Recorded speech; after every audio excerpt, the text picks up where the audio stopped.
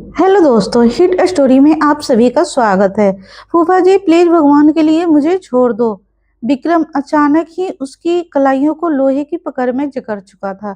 डर उसके बावजूद में ऐसे उतर गया जैसे सांस लेना भी उससे दुश्वार होने लगा। वो पूरी ताकत से पीछे हटी, दरवाजे की तरफ लपकी, मगर अगले ही पल उस इंसान ने उसका रास्ता रोककर उसे बाहों में कैद कर लिया। कहाँ भागे जा रही हो जान? वो शैतानी मुस्कुराहट के साथ बोला। मेरे ही घर में पल रही हो, मेरा ही दिया खाती हो, और अब मुझसे यह कैसा पर्दा? अंजलि का दिल सीने में बुरी तरह धड़कने लगा। वो ना जाने कब से उस आदमी की गंदी नजरें खुद पर महसूस कर रही थी। वो नजरें जो इज्जत के रिश्तों को मर्दानगी में बदल देती थी। वो उसका फूफा था, उसकी सगी बुआ का पति। उसने रिश्तों की हर हद रौंद डाली थी। घर में इस वक्त कोई और मौजूद नहीं था, और इसी तन्हाई को उसने अपनी ताकत समझ लिया था। खींचातानी में अंजलि के बाल बिखर गए, दुपट्टा कंधों से सरक गया और वह बैलेंस खोकर बिस्तर पर जाकर गिरी। आंखों में आंसू और दिल में डर लिए वो खुद को बचाने की आखिरी कोशिश कर रही थी कि तभी अचानक दरवाजा खुलने की आवाज सुनाई दी। सामने ही गायत्री खड़ी थी। कमरे का मंजर किसी खींच के बगैर ही सब कुछ कह रहा था। अंजलि के बिखरे बाल, बिखरे कपड़े और विक्रम की शर्ट के खुले बटन। गायत्री की आंखें हैरत और सदमे से फैलती चली गई। विक्रम ने पल भर में खुद को संभाल लिया। अच्छा हुआ तुम आ गई गायत्री, वो अपनी घबराहट छुपाते हुए बोला। जरा इस लड़की को देखो, कितनी बेशर्म है। मुझे अपने हुस्न के जाल में फंसाना चाह रही थी। कह रही थी कि तुम घर पे नहीं हो और जिद कर रही थी कि मैं इसे खुश करूं। तो बस मैं इसका हालचाल पूछने आया था, और इसी ने दरवाजा बंद कर लिया था। अंजलि की सांस जैसे रुक सी गई। विक्रम के झूठ उनके कानों में जहर बनकर उतरने लगे। यह झूठ बोल रहे हैं, वो कांपती आवाज में बोली। कई दिनों से यह मुझे तंग कर रहे थे, आज अकेला पाकर मेरे साथ जबरदस्ती। उसकी बात पूरी होने से पहले ही गायत्री आगे बढ़ी और गुस्से में उसके गाल पर एक जोरदार थप्पड़ दे मारा। मेरे घर में रहकर मेरे ही पति पे नजर डालती हो? गायत्री की आवाज नफरत से कांप रही थी। तुम्हें लगता है कि मैं अपने पति की बात छोड़कर तुम पे यकीन कर लूंगी? अंजलि जमीन पर गिरते ही पत्थर की तरह जल चुकी थी, जहां सच हार गया था और झूठ जीत गया था। मैं आपकी भतीजी हूँ, अंजलि रोते हुए बोली, मगर उसके शब्द खुद ही उसके गले में चुभ गए। गायत्री ने एक पल का भी रहम नहीं किया और उसे झटके से उठाकर खड़ा कर दिया।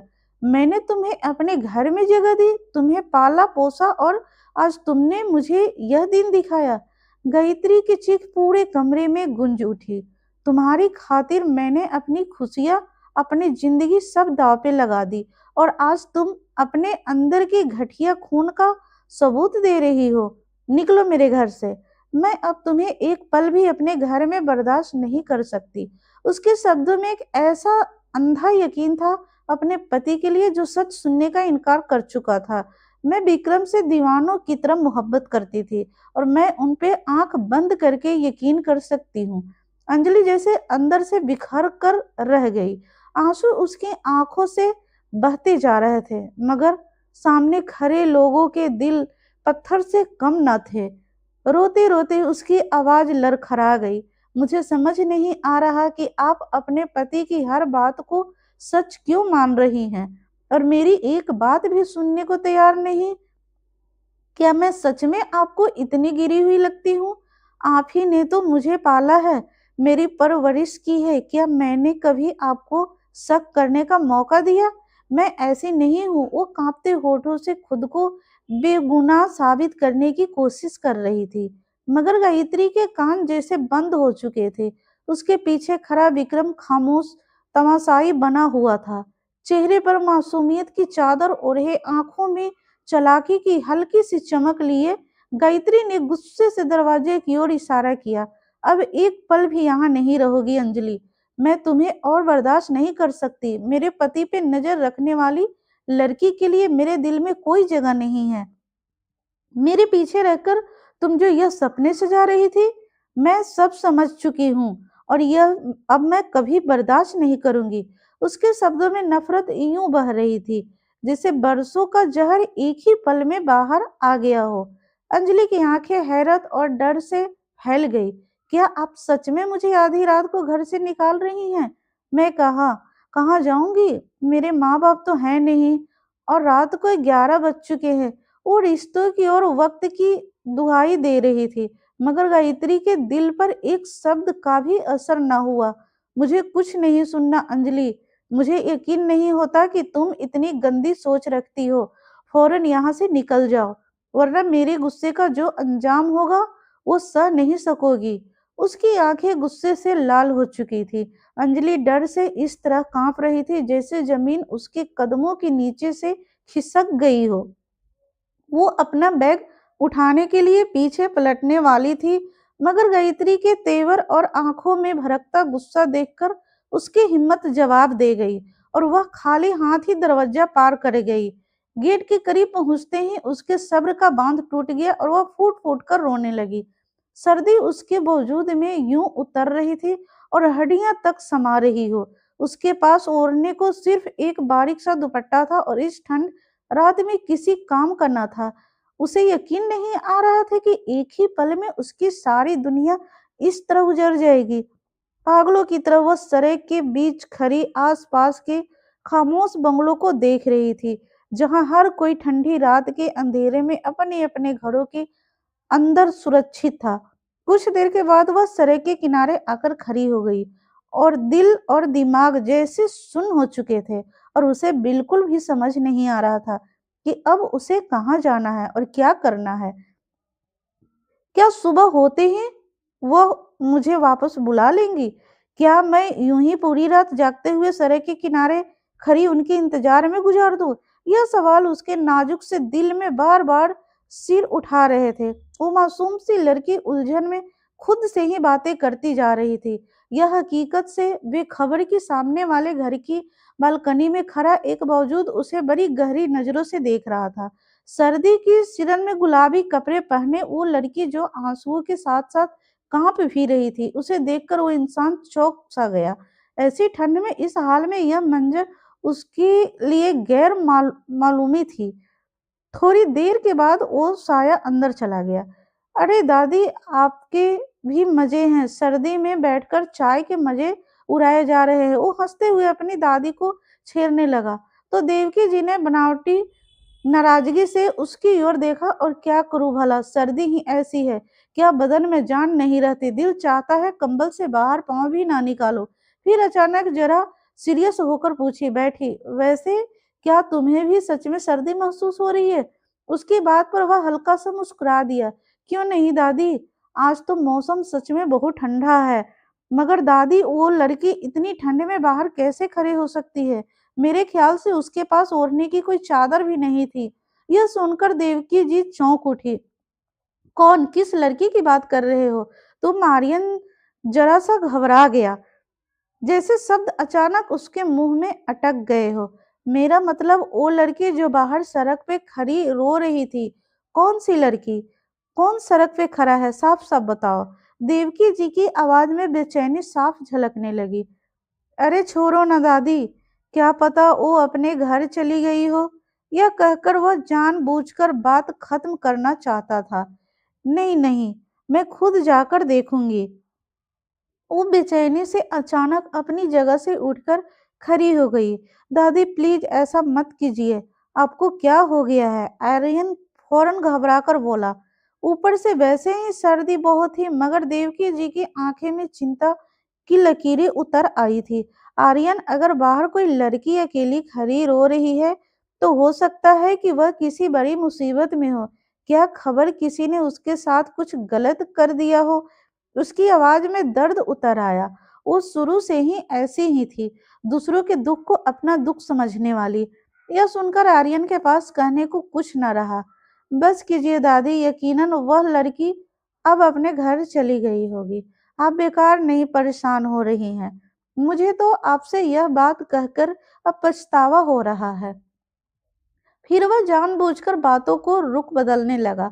कुछ देर बाद वह किसी बहाने से उठकर अपने कमरे में जाकर बंद हो गया, मगर देवकी जी के दिल में एक अनजानी सी बेचैनी घर कर गई थी। दिल बार बार यही कह रहा था कि बाहर खड़ी वो लड़की मदद मांग रही है। बार बार ख्याल आता रहा, काश एक बार बाहर जाकर देख ले, शायद वह अभी भी वहीं खड़ी हो। रात का 1 बज चुका था कि जैसे ही वह भारी भरकम दरवाजे के करीब पहुंची, नींद से भरी आंखों वाला चौकीदार हड़बड़ाकर सीधा खड़ा हो गया। मैडम जी, आप इस वक्त बाहर? अगर कोई काम था तो मुझे आवाज दे देती। यह हड्डियां जमा देने वाली सर्दी में आपको खुद नहीं आना चाहिए था। देवकी जी ने नरमी से कहा। नहीं राकेश, कोई बात नहीं, बस दरवाजा खोलो, मुझे किसी को देखना है। राजेश ने फौरन दरवाजा खोल दिया और वह जल्दी से सरे की ओर बढ़ गई। उसकी नजरें इधर उधर दौड़ने लगी। दिमाग में बस यही एक सवाल गूंज रहा था, आखिर आर्यन किस लड़की का जिक्र कर रहा था।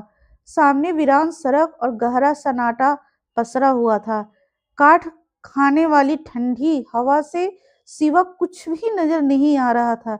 एक पल के लिए लगा कि शायद वह लड़की सच में जा चुकी है, मगर अचानक ही उनकी निगाह पैर की छांव के नीचे बैठी एक लड़की पर जा ठहरी।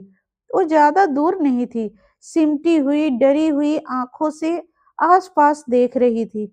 उसने वो काला हल्का सा दुपट्टा अपने बावजूद के आसपास इस तरह लपेट रखा था जैसे खुद को दुनिया की नजरों से छुपाना चाहती हो। यह मंजर देवकी जी के दिल को बुरी तरह झिंझोर गया। वो एक पल भी ना रुकी और फौरन उसकी ओर बढ़ गई। क्या बात है बच्ची, इस वक्त यहाँ अकेली क्यों बैठी हो, और तुम कौन हो?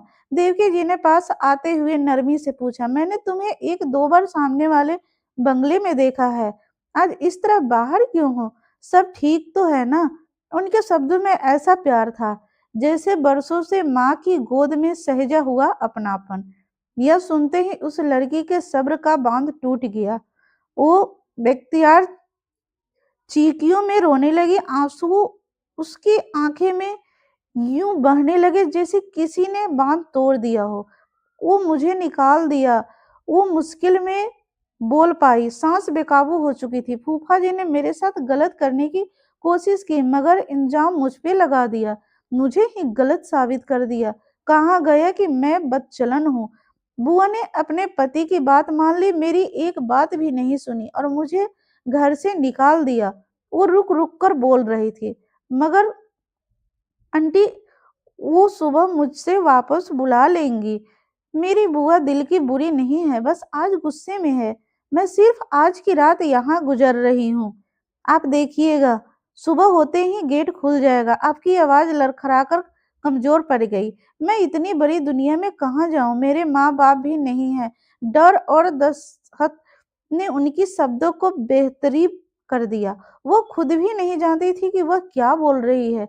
बस दिल का बोझ आंसुओं के साथ जुबान पर आ रहा था। देवकी जी ने उस मासूम चेहरे को देखकर अंदर तक भर गई।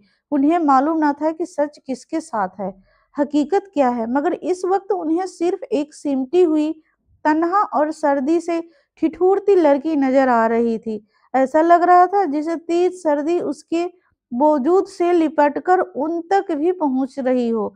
वो प्यार से बोली, अच्छा बेटा, सुबह तुम्हारी बुआ तुम्हें बुला लेंगे, ठीक है, मगर अभी तो मेरे साथ मेरे घर चलो, ठंड बहुत ज्यादा है, तुम बीमार हो जाओगी। अरे बच्चे, इस तरह सारी रात यहाँ अकेले कैसे गुजारोगी? क्या तुम्हें डर नहीं लग रहा? लड़की ने रोते हुए सिर हिला दिया। जी डर लग रहा है, ऐसा लग रहा है जैसे कोई आकर मुझे पकड़कर ले जाएगा। लगातार रोने लगी कि वह वजह से उसकी आंखें लाल हो चुकी थी। देवकी जी ने व्यक्तियार अपने सीने से लगा लिया, जैसे बरसों से बिछड़ी हुई कोई औलाद मिल गई हो। वो उसे अपने साथ लेकर अंदर आ गई। थोड़ी देर के बाद ड्राइंग रूम में बैठाकर देवकी जी ने फौरन सरला मासी को आवाज दी और फिर उसके लिए गर्म चाय और कुछ खाने पीने का इंतजाम करवाया, ताकि उसके शरीर में थोड़ी सी जान आ सके। थोड़ी देर के बाद वह देवकी जी के कंबल में सिमट कर बैठी थी, मगर फिर भी सर्दी के कारण हल्की हल्की कंपकपी बाकी थी। कुछ वक्त गुजरा तो उसके बावजूद में जरा सी गर्मी लौट आई, वरना ठंड की शिद्दत ऐसी थी, लग रहा था कि वह किसी भी पल बेहोश हो जाएगी। आंटी प्लीज मुझे माफ कर दे, मेरी वजह से आपकी नींद खराब हो गई। आपको इतनी रात तक जागना पड़ा। वो शर्मिंदा सी नजरें झुकाए धीमे से बोली।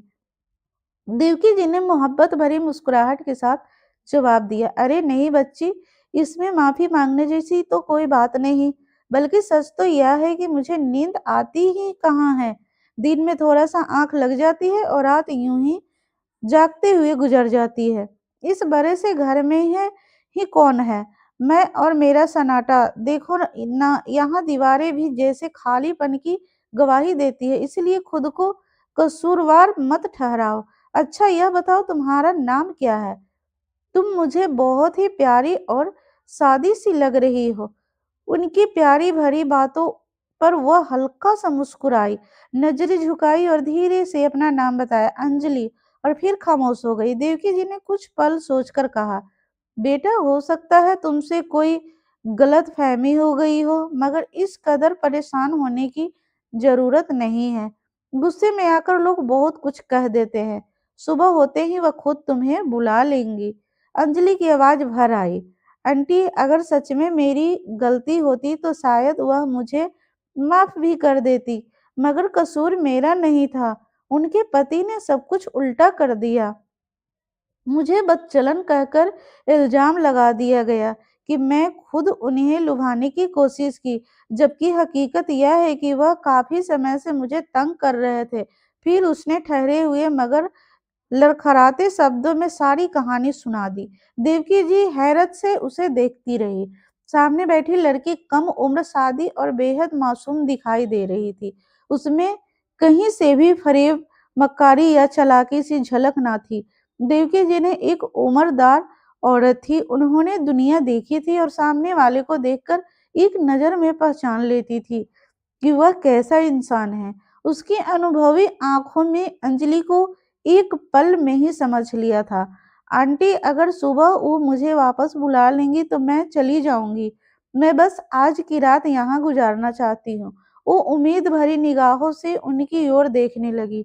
देवकी जी के होठों पे हल्की सी करवाहट लिए मुस्कान उभरी। बेटा, जिस इंसान ने एक बार इतनी बड़ी हद पार की हो, वो दोबारा भी यही करेगा। और मुझे नहीं लगता कि तुम्हारी बुआ कभी उसके खिलाफ खड़ी होगी। जो औरत आधी रात को अपनी सगी भतीजी को घर से निकाल सकती है, उससे और क्या उम्मीद रखी जा सकती है। इसीलिए भलाई इसी में है कि तुम यहीं रहो। वैसे भी मैं अकेली होती हूँ, मेरी जिंदगी में बस मेरा पोता है जो अपने कारोबार में ऐसा उलझा है कि मुझे वक्त देना उसे याद ही नहीं रहता। तन्हाई बहुत कचोटती है। जब तक तुम्हारी बुआ खुद आकर तुम्हें लेने ना आए और माफी मांगने ना आए, तुम्हें वापस जाने की जरूरत नहीं है। अंजलि की आंखें भर आई। आप बिल्कुल ठीक कह रही हैं आंटी। शायद मेरी खुददारी कहीं रास्ते में ही टूट गई है। मैं अनाथ हूँ और मुझे मालूम है कि मेरे पास कोई दूसरा सहारा नहीं। अगर आज आप ना मिलती तो शायद मैं अपनी इज्जत भी खो बैठती। आंटी, प्लीज मुझे अपने पास रख लीजिए। मैं दिल से आपकी सेवा करूंगी। मैं नौकरानी बनकर भी आपकी काम करूंगी। बस मुझे यहाँ रहने की इजाजत दे दीजिए। मैं सच में विक्रम फुआ के घर वापस नहीं जाना चाहती। वो मुझे बहुत ही अजीब नजरों से देखते हैं।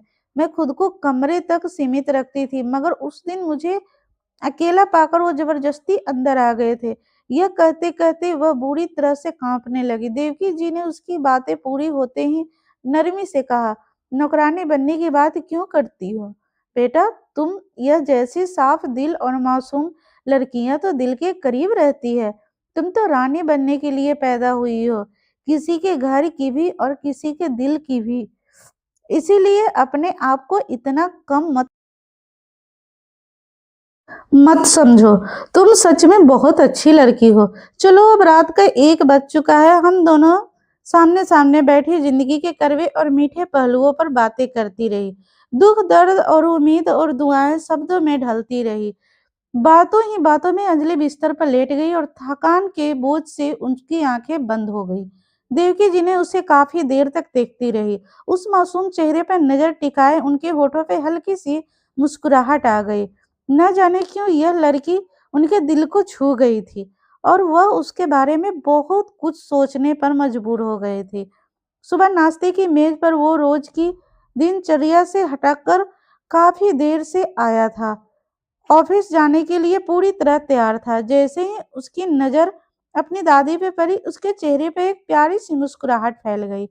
रात गए तक जागती भी रहती और फिर सुबह सवेरे उठ भी जाती है।